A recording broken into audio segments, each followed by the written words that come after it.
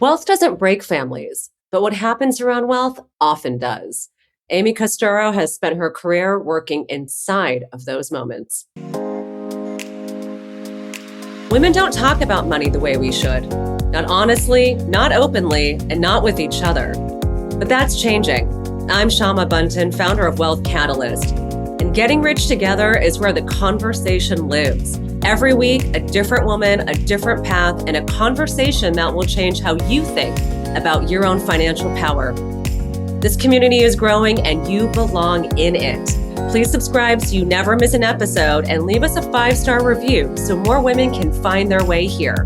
Now, let's get rich together.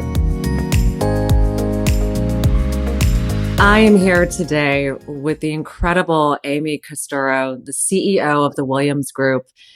Amy, your work sits at the intersection of wealth, trust, and what it really means to build a legacy that lasts, especially in today's longevity conversations, what it looks like to be living with family legacy and dynasty. Everyone needs an Amy Castoro to be able to talk to. I am so thrilled to be able to have you here on today's show. Not only to be able to share your story, but through sharing your story, to give our listeners an opportunity to see how you do take big and difficult topics and make them feel accessible and grounded in real family life. It was such a gift to have gotten to meet you earlier this year. And I'm so thrilled to be able to welcome you today on Getting Rich Together. Thank you for being here. Thank you so much for having me. I love the vision that you have for this program and the message you're sending out. It's an honor to be a part of it. So, Amy, obviously, anyone who meets you today sees you as a total powerhouse. You are someone who walks into a room, lights it up. You speak with ease, with grace, with a lot of comfort. But obviously, this wise woman in front of me was a little girl at one point in her life. And maybe she was always wise, maybe not. You're going to tell me, but let's go back to a young girl somewhere between the ages of 10 and 12 years old. Where were you in this beautiful world of ours? Where were you living? What was life like? And Amy, what was money like around you? Well, what a fascinating question. So I'm one of 4. I'm number 3. There were 4 kids, so 2 boys and 2 girls. I was the oldest girl. And we lived in an exquisite home. It was built in the 1800s and had a wraparound porch. Yeah, it was really exquisite. I have to credit my mom on that. She walked up to the house one day, knocked on the door, and she said to the lady, "If you ever decide to sell this house, give me a call." And that woman called about 2 years later, and we all moved in. It was amazing. Yeah. But that's women taking care of women. I always, hats off to moms who have that kind of foresight. So I was the oldest daughter, and I was an athlete. I was more like a tomboy out running around the neighborhood. We used to play something called kick the can. And that was my favorite because we would get out there and all the kids would come running, and our house was kind of the mecca that everybody hung out at. And I just loved everyone around us. We had a house that was very open. The kitchen had a potbelly stove. And so kids would come or adults would come, and we would just strike up unusual conversations. I think we had a knack for attracting the folks that didn't feel like they belonged anywhere else, and yet they were the most interesting. They would bring food or not. Maybe they'd show up because they needed food, but the door was always open. One time when I was around 10 or 12, we came home from being up at the lake, and people were having a party on the porch, and we weren't even there. So it turned out to be a great party.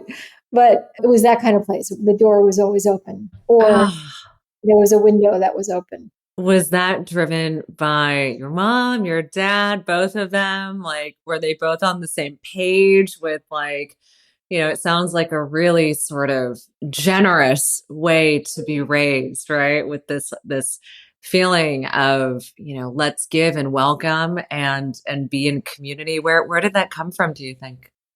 Honestly, I think it was both of them. My dad passed away at 57. He was a police officer and he died of a disease that was really very rare.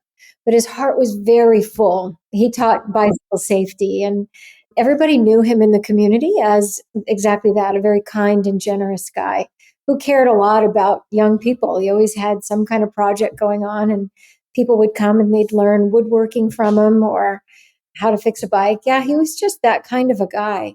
And then my mom was always welcoming. I mean, the other day, an 89-year-old woman asked my mom, who's also 89, to walk the dog just before she was walking out the door. And she's like, "Oh, we got to do it. It's just kindness. We just got to help her out." And she was forever bringing home a stray animal or a stray person. And so, yeah, that's really what life was like. I think around that time, my dad started to get sick. And so we knew there were bigger issues in the world than things that most people would be concerned about. And so we just made space for people. And one time, somebody's son got locked out of the house because he'd been out too late. And he climbed the tree and in the window of my mom's bedroom. And he woke her up and he said, "Don't worry, Mrs. Z. It's Brian. I'll be okay. I'm just going to sleep on the sofa. I can't get in the house." And so she said, "Just call your mother." So that's life for us. I But love that. And what was your high school life like? Was it, you know, getting into athletics and spending your time sort of after school that way? Were you knee deep in your books?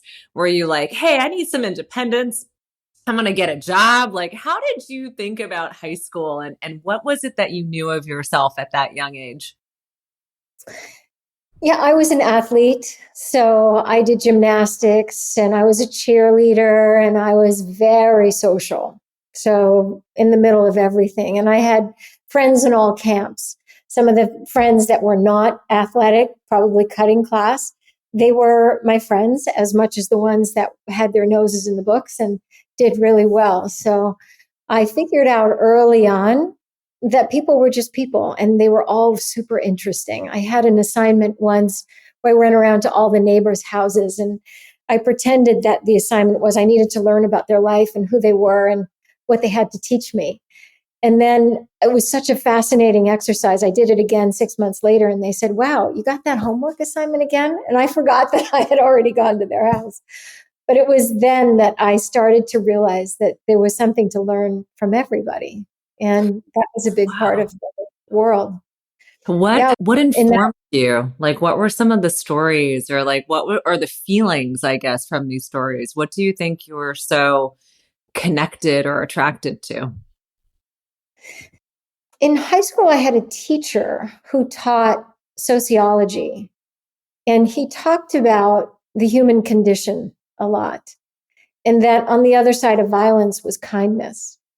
And that if we could learn to feel and not just judge, that there would be less violence in the world. And sure enough, in my adult years, I studied with a guy named Dr. Richard Strozzi Heckler, and he holds the same philosophy that there's good in all of us. And it's just a matter of working with somebody long enough to discover that. But I will say that in high school, we really didn't have much money. The money story was that we didn't have any.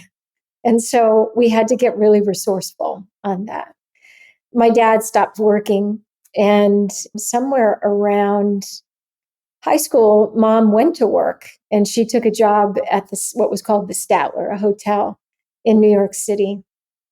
And I remember watching her put her boots on every morning and get out the door in New York and fight through the cold and the freezing and go to work and then come home and cook dinner and keep everything going. And I, I saw the strength. I saw the strength of women and the resourcefulness and the determination, and that we can't do it alone. We really can't do it alone. So I think all four of us learned resourcefulness.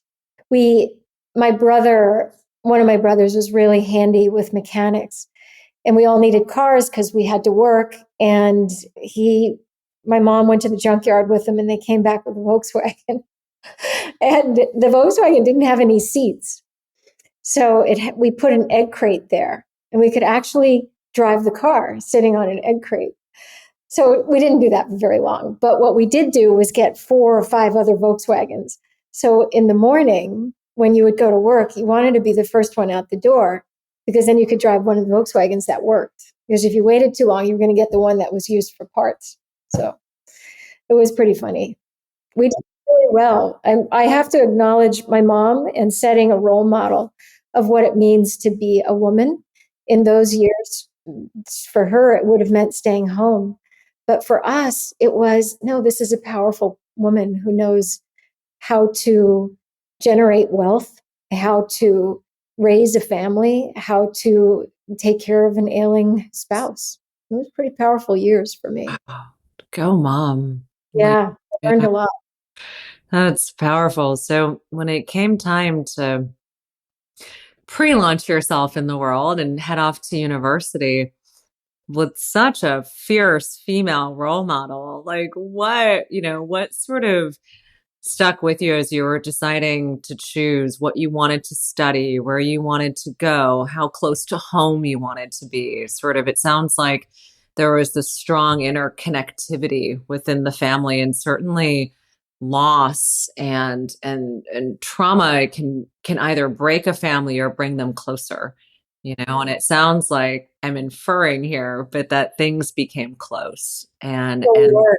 Yeah. yeah, it Yeah. sounds like things really, the value of our precious human life and the impact that we could make in this world. It's like things become really simple, right? Yeah.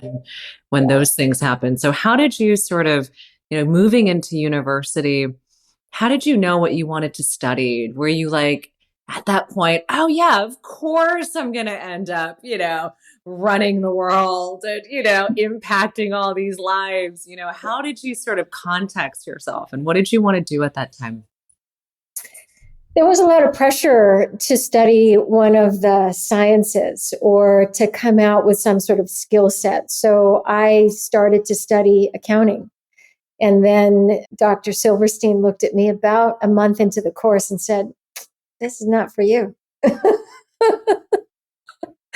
Which, as a young girl, I remember having a math class, and Dr. Brown was, I think, a World War II veteran, and he would just pat me on the head and say, "You know what? You don't have to worry about this. I'll pass you anyway." And boy, did that hurt. Yeah, I never really did get through my academic years a solid grasp of math. And it was really challenging because there was that stereotype out there. So I wasn't surprised when Dr. Silverstein said, "Yeah, this is not for you." But I did come home in tears and I said to my mom, "I really don't know what to do. I'm really upset. I'll never make anything of my life." And she said, "Well, what do you love?" And I said, "I love the ballet." She said, "Well, why don't you study ballet for a little while and let's see what happens?" And sure enough, in the ballet class, I met someone who was studying organizational psychology. And from there, my career took off. My first position was in retained executive search, which was really looking at how people spend their time at work and why some women would excel and men would excel and why women didn't, and how men made decisions versus how women made decisions. And it was fascinating. I was so enthralled by that. And then shortly after that, I got picked up into another career. But yeah, I remember the moment I came home and she said, "Yeah, follow your heart. It will never lead you astray." Truer words have never been spoken, right? Like Mhm. what a beautiful and life affirming thing to hear as a young woman who's like, holy shit. Like what am I've just been told by my professors that like I'm like not gonna make it into the thing that I, think. And that's so, and what an abundant mindset your mom had, and in terms of like following your heart and your dreams. And who would have thought, ballet could lead to organizational psychology? I mean, Who would like, have thought? Yeah, who would have thought? It's so true. I see that in the families today. There's so many wealthy next gen family members that are in that question of what do I do with my life and how do I make those decisions? And there's a lot of pressure on them, pressure to do certain shoulds in the world. So holding that place of possibility that you don't know, but if you follow what you're really interested in, you'll end up in the right place. Yeah, that abundance mindset is really, we didn't come from much, and we all came with a really hardcore work ethic that if you're going to make anything in the world, it's from your own effort. It would have been easy to follow a scarcity mindset. But there was a moment where I remember my mom saying, "Oh, the bills are due. I don't know where the money's going to come from, but something will turn up." And then a week later, she gets a check in the mail and we all go on vacation. It's like, okay. I'm like, we need to next like have a conversation with mom, you know? Yeah, yeah, Like that's a I mean, how wonderful. So okay, you are getting ready to graduate college. You now have an understanding of, let's call it phase one of purpose. You know, I want to exercise this skill set into the world. When it came to securing and finding a job, was your mindset, I'm going to find the right thing? Were there lots of opportunities? Was it more like, oh crap, I really need to get a job right now? And like, how am I going to, navigate this? How did you secure the first job? And, at that time, obviously, no one's really, I'm sure, talking about salary and negotiation and, money. It's like you kind of get what you get, right? Until you know any better. But what was that first job search like? How did you land on your first home base?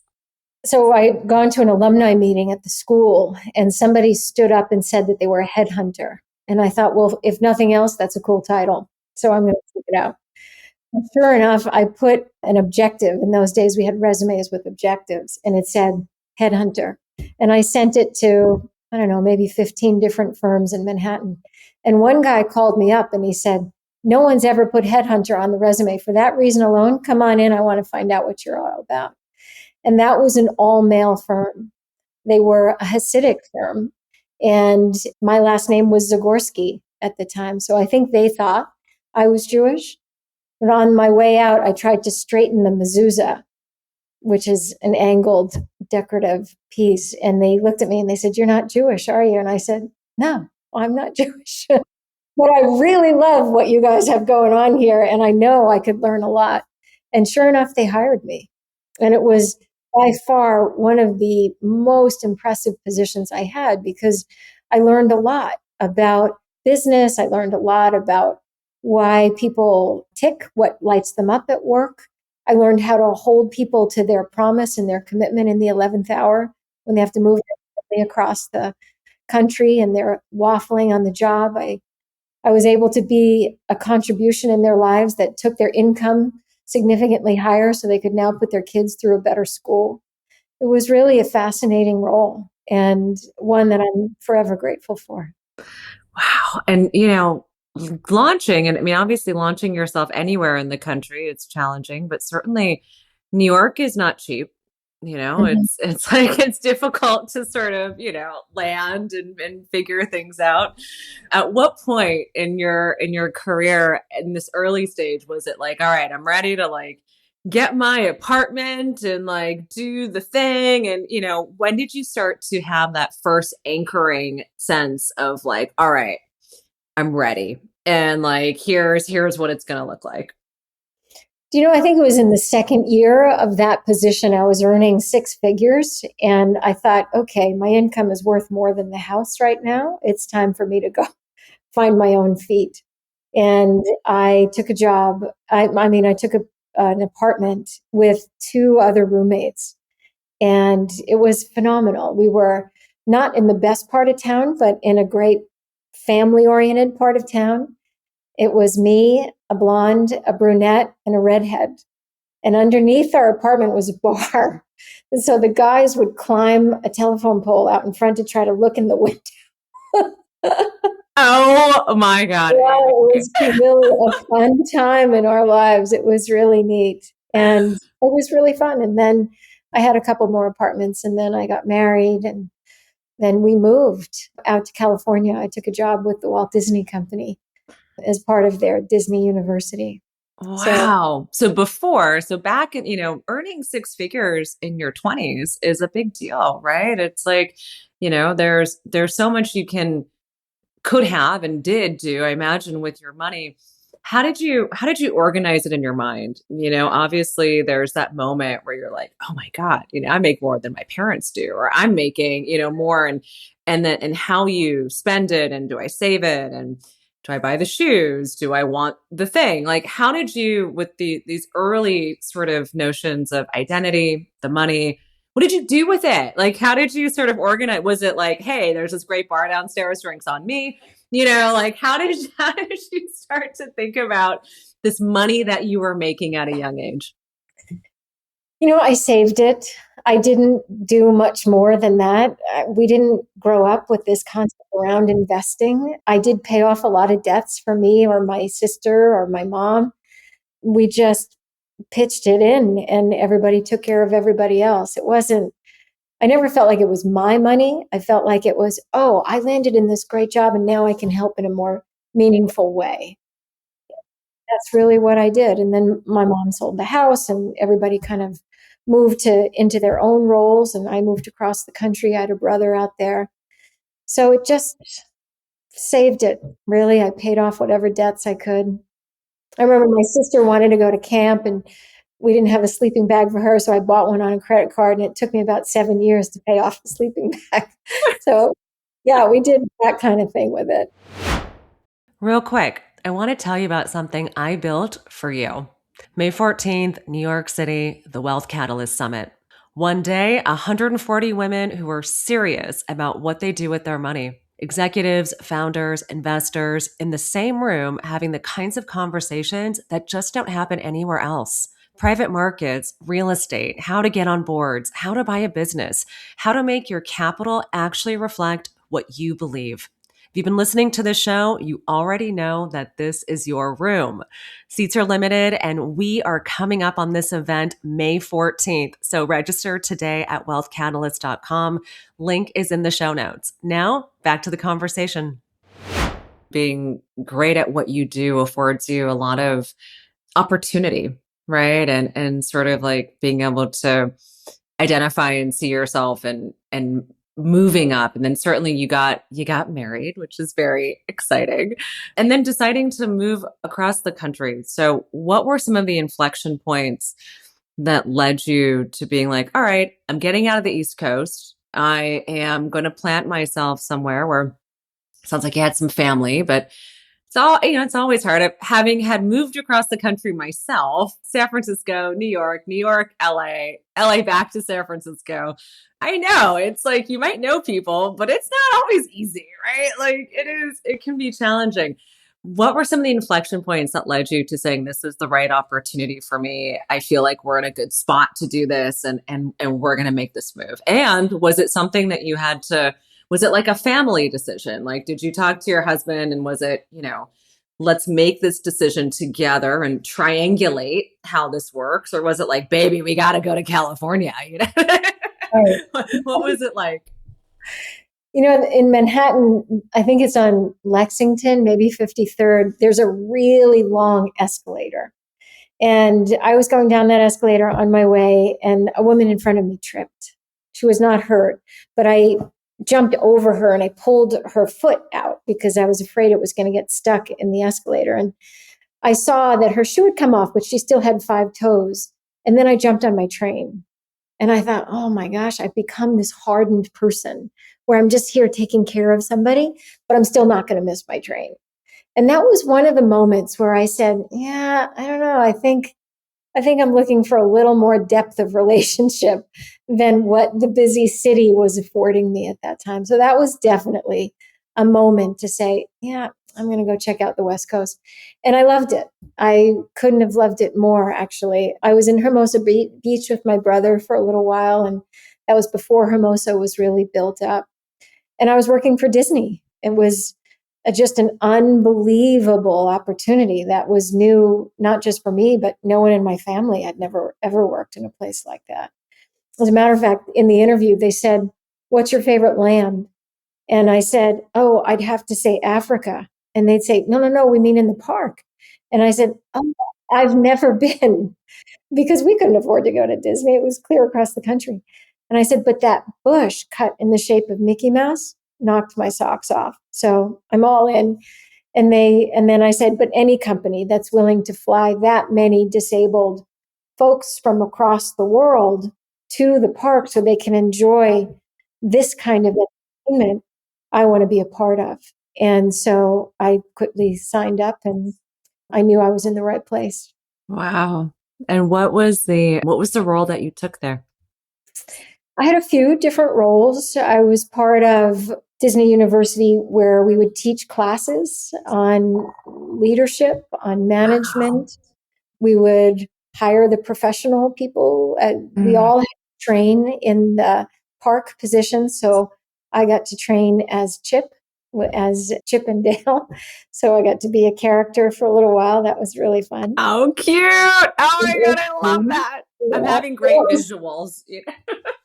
And it's amazing how that costume can bring so much joy to everyone's face, whether it's a 2-year-old to a 100-year-old. And so to be able to just do that for, maybe 4 hours was really rewarding. And I knew that bringing that kind of joy to people is what really lights me up. That And is so powerful. yeah, it's pretty powerful. And then after Disney, I took a job with Grant Thornton as part of their management consulting group. And there I started to learn about family businesses and my experience of working with people in key positions and understanding their why and understanding whether or not they should keep a business or sell a business, and how that speaks to a legacy just all made sense in my background. It was less about the what should we do, more about the why. And that just made perfect sense. So I took that position and really loved it. I loved the opportunity of getting to know people on a personal level, not just from a spreadsheet. Yeah. I mean, it's really your education and proclivities into psychology and how people operate is such a powerful through line throughout your life. While you were sort of progressing, and obviously you mentioned you were at the first in the beginning, it was all about saving, and like, let's pay things off. When did you start to feel in your life a sense of, let's call it financial security? I think that there's a moment where you're like, I feel, and you're very well open to say, I still don't feel this way. And, I'm still getting there. But was there in this early part, right? I feel like as we're getting this external validation in the world, right? It's supposed to indicate for us certain things. It's supposed to indicate that you're making it, there's the prerequisite. I buy the house. I, do this. I got my 401k or my pension, it's like the things sort of the boxes get ticked off. When did those boxes start to get ticked off? And did they correlate, I guess, to a sense of security for you? How did you start to navigate that? Yeah, I wish I could say I'm there. I'm really not there. And I don't think that will surprise you. And a lot of my clients also come from humble beginnings, and there's a drive, there's a determination in my case to just keep generating wealth, not necessarily for my sake, but for future generations, so that we can share it, so that we can afford more opportunities for people. When I was leaving New York, I remember taking the coat off my back and giving it to a homeless woman. And in that moment, I felt like, oh, actually, I can actually give something up for someone else. And that, so I had a resourcefulness that I could continue to generate, and less about, oh, I've got this much and I'm good now. So if anything, I would say that I have deepened trust in myself to be resourceful, to keep generating. That happened probably in my 30s, when I could see I could be successful at things. Mm. Yeah, it goes back to if I'm gonna make it in this world, like I know I can do it, and here you have been for decades now proving out to yourself, that young thesis of like, I got this, and over and over again getting it, and sort of catching yourself. your career and the places where you found yourself, while different, have this underlying sort of, feeling around them. Were there any inflection points within your career progression that sort of gave you this feeling of stepping more and more into your power, like that, like you're starting, because today, obviously, you are, I mean, there's so much more to come. We're obviously living so much longer now than ever before. And I know you deal with this with your clients, but today you stand as someone who really is in her power. So it seems, right? Someone who's able to open up the wings and hold people. And there's a progression sometimes to get there. So, what were some of the inflection points that had you look into the mirror and be like, okay, I have this, and I know this because fill in the blank, because something happened. I have to track that back to early childhood again, where there was somebody whose life was going to be cut short in the next room. So how are we going to be resourceful for our own future? So I think you can go through that experience and come out many different ways. I came out, as I think my siblings did too, with a solid sense of can do. So regardless of the stereotypes for women, we really didn't honor them the way that I think people expected us to. I can remember one of that early positions where somebody made a comment to me that would probably be considered derogatory. And I just remember standing up and saying, you can't speak to me that way. Whether I was trained to do that or not, it just felt so undignified that I wasn't going to take it.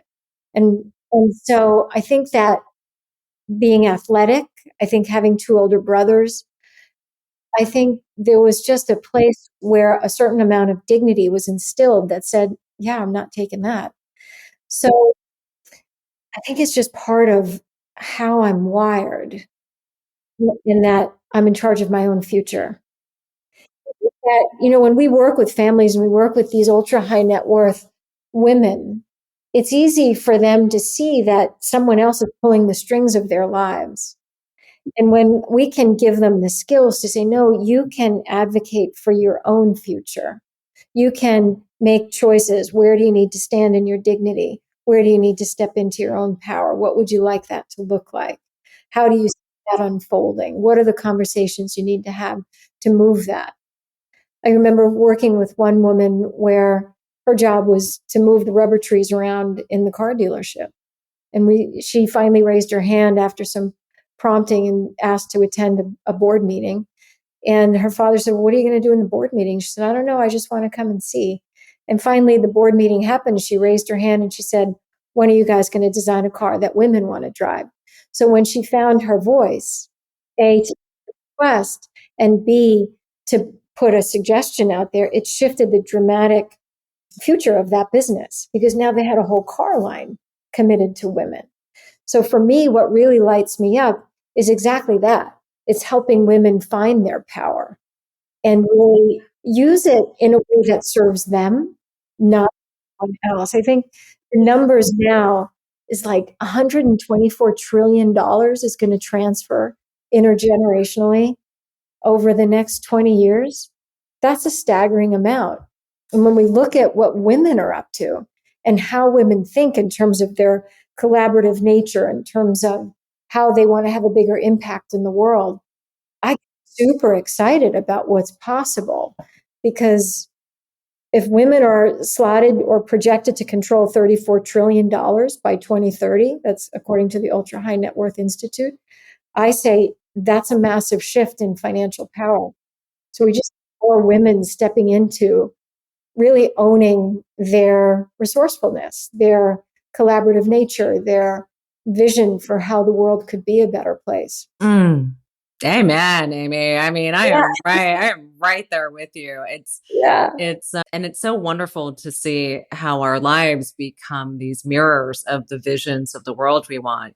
For you, going from working for others to being the owner of a company, that's no small thing. It's like, it's a big deal to be like, oh, I'm no longer just going to be my best, most optimal self within the constructs of, organizations that already exist, but I have a vision and I want to be the owner of a company and I want to steward and lead something. What was the emotional transition for you like as you launched your first business and you sort of like, became the creator of destiny even more so than maybe what you had done in the past? Well, so this business was started by an absolute visionary, Roy Williams. And when Roy started this business 60 years ago, he saw that all of the estate planning in the world is designed to take care of assets, not relationships. And so early on, he saw that wealth was not always a great contributor to the lives of others, and he wanted to shift that. So in doing his research, which was groundbreaking, he learned that the biggest variable was actually trust and communication. So knowing that relationships are at the foundation of every legacy, I got really excited and invested in this company because of that, and saw a way to say, hey, this is considered a man's business. We're only using 50% of the population and their wisdom. So for me, it was exciting to see how we could fold women's voices in. I remember one of the earliest meetings that Roy and I went to was with a family office group in Manhattan. And they did some of the biggest, most powerful deals that were done. Like their deals would move the stock market. And somewhere towards the end of the meeting, I said, hey guys, I'd love to use the washroom on my way out. And they all kind of blanched. And they said, we don't have a ladies' room. And I remember thinking, like, that was maybe 8 years ago. That's No, not that long ago. right. Not that long ago. And I remember thinking, how is it that some of the biggest deals in the world are being done and there isn't even a ladies' room on the floor? So, lucky for me, Roy played professional football and he stood out in front of the door. But still, it was kind of like, that to me was astounding. And we just need more and more women to realize their power and speak up and trust their ability to navigate financial conversations, or at least to ask the right questions.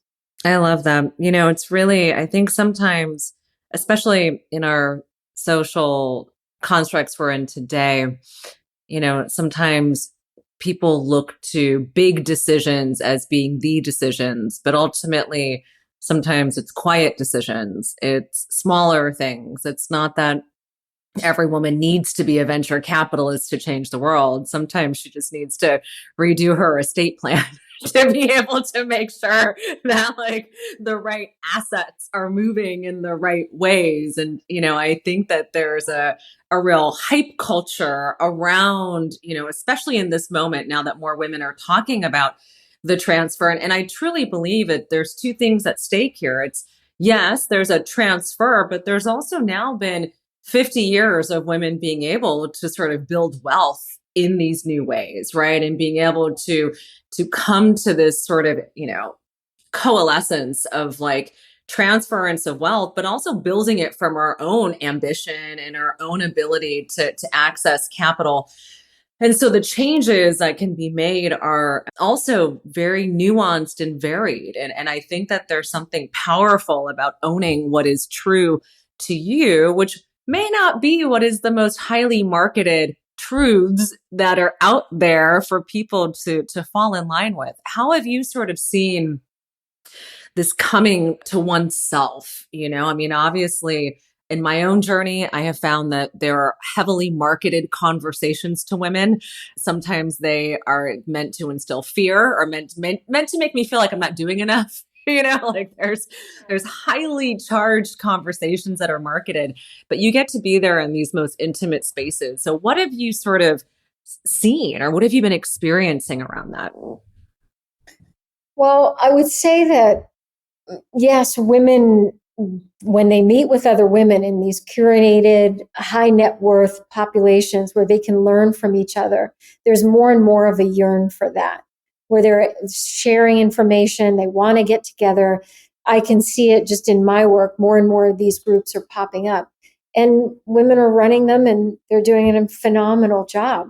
They're freer with information. There's a bigger conversation around supporting each other. It's really powerful.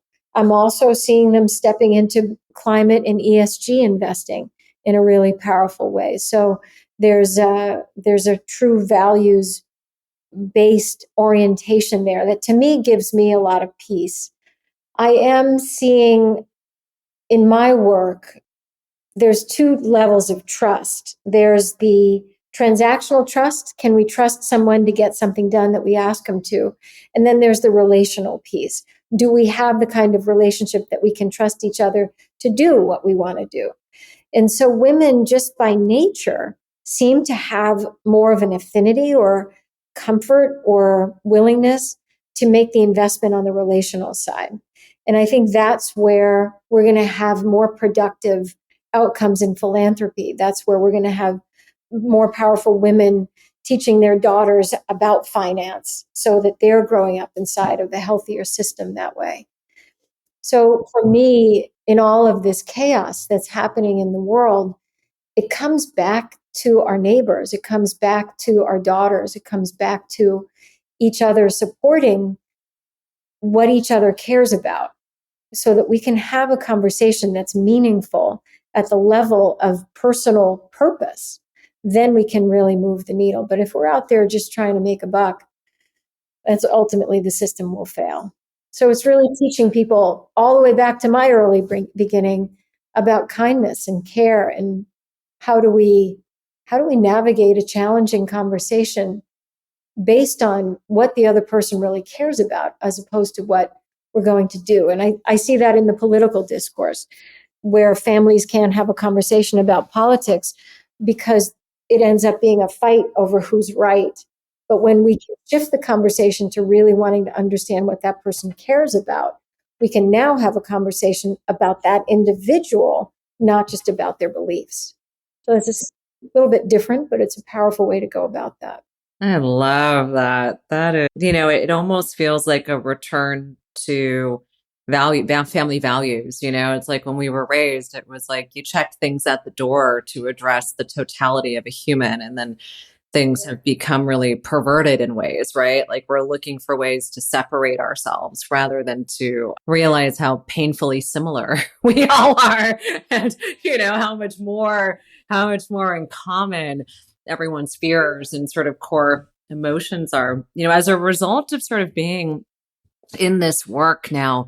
I imagine either your investing strategies or the ways that you think about your own money through the lens of now having experienced so many other people and guiding people has probably either been extremely reinforced in many ways and maybe also expanded, right? In terms of like what you see as possible.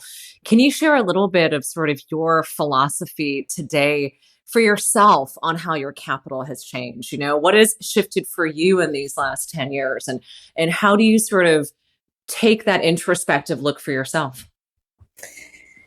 For me, it's beyond my wildest dreams. And it's a moment where I can look at the portfolio and then I have to look at it again and say, wow, how did that happen? And then you go, girl. You're like, yeah, I'm doing it. where there's a moment, like if you're in the stock market these days, it's hard not to do well. So knock on wood, that continues. But at the same time, I do say, yeah, well, it's been through some really selective investments that make the world a better place. And it's things that I can really feel good about. There isn't anything in my portfolio that I don't feel good about in terms of its impact on the world and how it's changing the lives of others and humanity for that sake. So I feel like through my wealth, I'm able to keep those engines of prosperity going, but also really have the impact over the next 100 years by funding these different sources. And for me, I also think about the kids. I have a son and a daughter and obviously a husband. And I think, wow, if we could create enough wealth where they could stand on it as a way to give to others, to me, that's really powerful. And I feel like a responsibility we have. That's incredible. As you're sort of, thinking about legacy, right? Obviously children and their values and your whole work is around legacy. How do you sort of think about your work? And let's say at a young age of 105, looking backwards and seeing sort of this core fundamental sense of purpose, both in terms of wanting to love humanity, which is very clear, and also in terms of, your interests and how it sort of shaped this body of work. What might be some of the things you would be reflecting on? What does legacy look like for you at this young age, Amy, of 105? In my work, when we work with a family, I'm not only focused on the family in front of me. I'm thinking about the kids on the other side of the French doors and the life that they're going to grow up inside of. When we look at the impact of AI on the world these days, it's very hard to trust anything. You can't trust what you see, and you can't always trust what you read. So my work and the work of our whole team is to really focus on how do we build, manage, repair trust. So if we can lay down some skills that become the fabric of a family, then those kids grow up inside of a healthier system. So that even just by learning how to have a meaningful conversation in conflict without giving up their ground, they're preserving their own dignity and the dignity of others. If we can teach that kind of level of communication so it spreads out at 105, there'll be countless people who have learned some new skills in a very fundamental aspect of life, which is trust. And to me, that would be really powerful. Oh, it's so beautiful, Amy. As we sort of wind down our conversation, there are two of my most favorite questions to ask. The first is, what has been one of your most favorite recent ways of spending your money that has felt so fabulous? Okay. Oh, let's see. I think creating experiences for the family. I think it's coming to this place in Naples that is just so exquisitely beautiful so that we can enjoy each other and we can play tennis and golf and see the beauty of nature here. I would say that's probably been my favorite way of spending money these days. I love that. And then my final question, Amy, obviously you are standing here in the service of others and to shape this beautiful world that you've articulated. And yet we all still need something. What is it that you are calling in today? What does your heart want? What are you needing? And how can we, the audience, support you? Yeah, when I think about that, I think about creating more peace in families. When great families stay together, their wealth really can change the world. But when they divide over conflict, they lose that opportunity. And we as a culture lose that opportunity. So for me, I think it's for people to be able to say what they need in a moment for their own sake, for their own dignity, and to build the skill of navigating or co-designing a path forward so that both sides of a conversation are taken care of. They can have a conversation based on care, not on who's right. I think that would serve the world, and I think it would create more peace in families. Beautiful, Amy. It's been an absolute pleasure to have you here today on Getting Rich Together. Thank you for sharing your life, your stories, your wisdom, your heart. It's a gift to know you. Thank you. Well, thank you for your time and your expert questions. I really felt seen, and I'm grateful for that. Thank you for listening. This is the conversation we come back to every single week. Real women, real wealth, and what becomes possible when we stop being silent about money. If today's episode moved you, don't let it stop here. Wealth Catalyst is where women go to take it further. Our Freedom Tour salons are gathering women in 32 cities this year. Intimate evenings in homes and private spaces where women talk honestly about money, risk, and what they're building. And if you're ready to go even bigger, join us at the Wealth Catalyst Summit, a full-day event in New York City this May and San Francisco this October. Find your city and claim your seat at wealthcatalyst.com. We'll see you there.